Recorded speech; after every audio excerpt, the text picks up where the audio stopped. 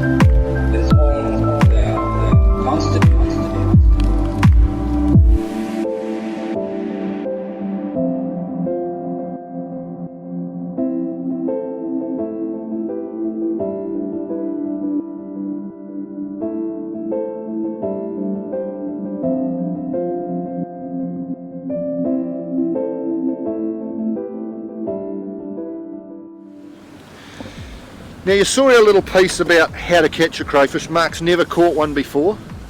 So we went out and you saw the underwater footage of how he did it. And that's the result. First crayfish he's ever caught, and it's a beauty.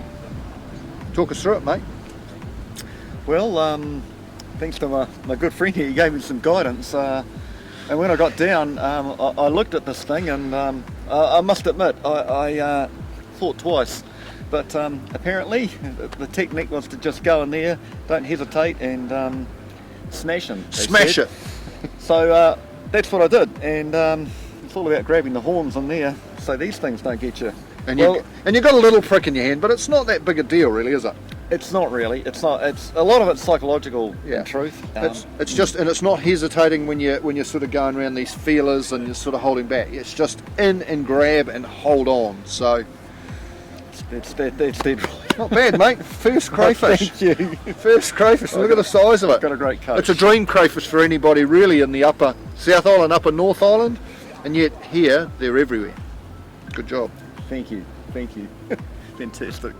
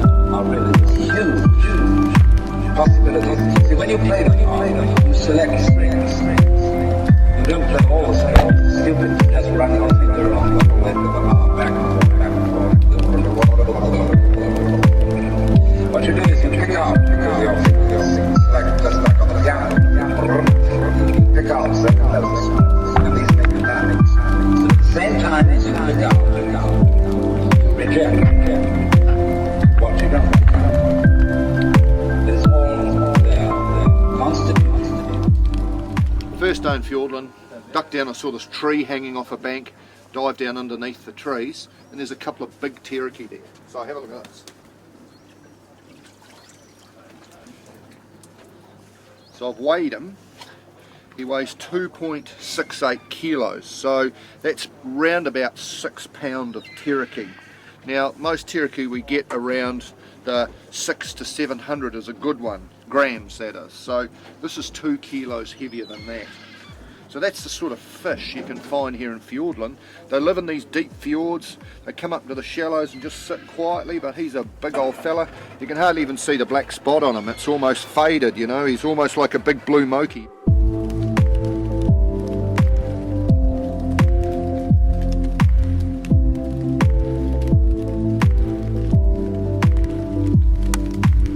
All these vibrations are like the splints on a and the harps, the agencies play. At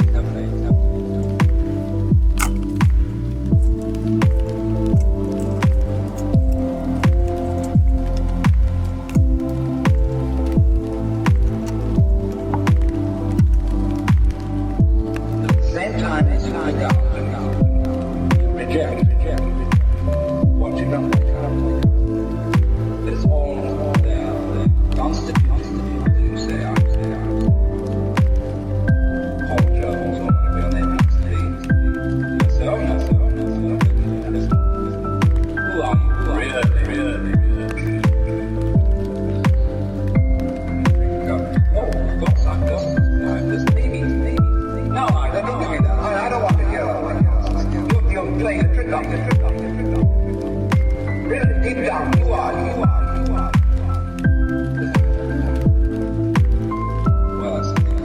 Now, Michael today has had his first shark experience. It's something that every diver and probably every human being is terrified of, sharks.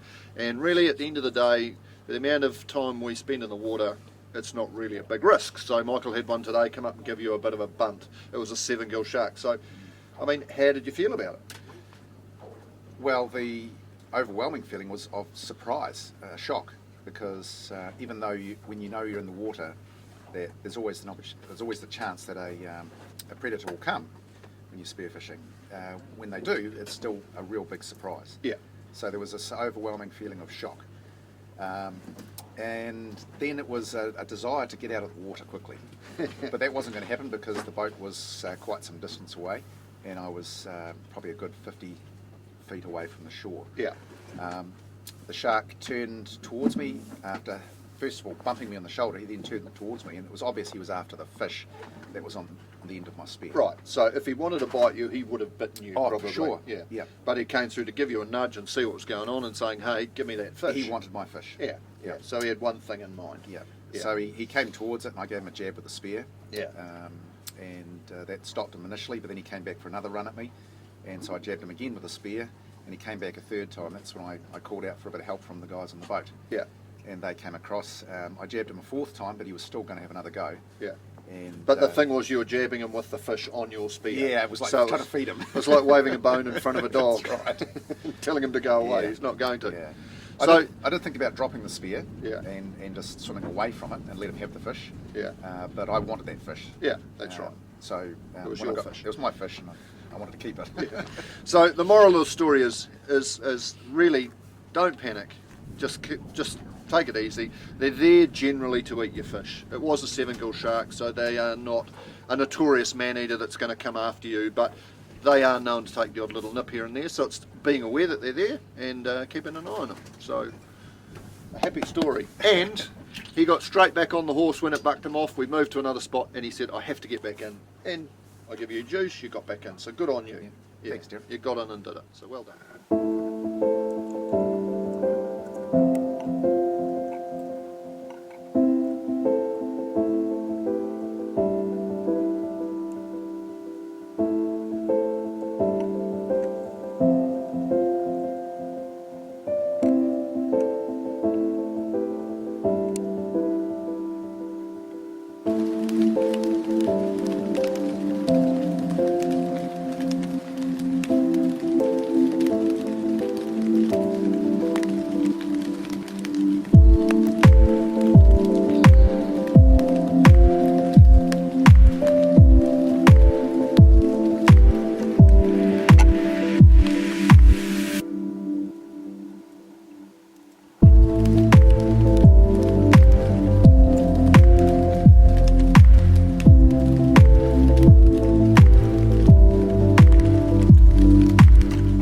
One of the other delights of Fiordland is not only crayfish and fish, but it's Pauas and kinners.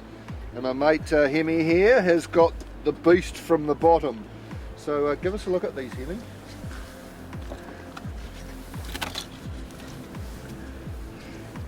Now look at those suckers. How big did you measure those? How big they were? So they're longer than the tool you use to get them off. And they're wider across than they need to be lengthwise to be big enough. Yeah. But look at that for a kinner. I mean, it's bigger than my hand. It's huge. Give us a look at those. Hold them up to the camera. They're beautiful. And there's guts full of them in there in places. Like, not lots and lots of big fellas, but if you have a good look, there's lots of Pauas there. Lots. They're very good. Biggest you got? Yep. That one there is the biggest I've seen. Yeah. Beautiful. Beautiful. Yeah, well, the easy technique is like if you don't get too close to a Paua when it's sitting on the rocks, you spot it. Go in very quietly and just hit it with the heel of your hand. You've got to hit it hard and it'll knock it off, so you don't even need to lever it off. And by doing that, sometimes you don't damage the underneath of them, because these things are hemophiliacs, which means if you nick them with a knife or with your tool that you're taking them off, they start to bleed and they'll die. And you throw them back if they're not big enough or whatever, and the fish will come and bite them. They'll also die from the bite. So if you look after these things, it means if it's not big enough, you can put it back without anything happening to it. So swim up to it, heel of your hand and hit it really hard and you'll knock it off. That's beautiful. Beautiful big Pauas.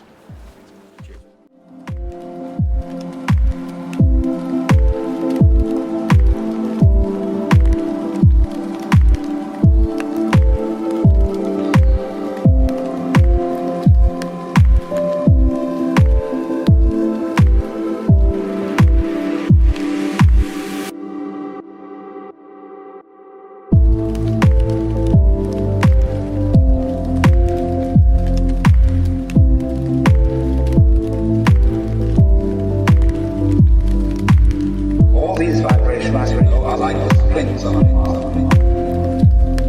And the harvest of the agency is very heavily.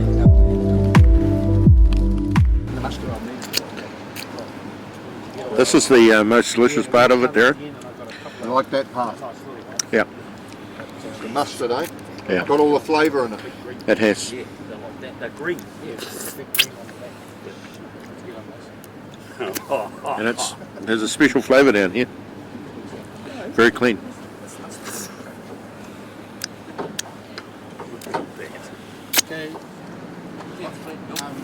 As good as it gets, Darren. Good as it gets. As good as it gets. Just corralling.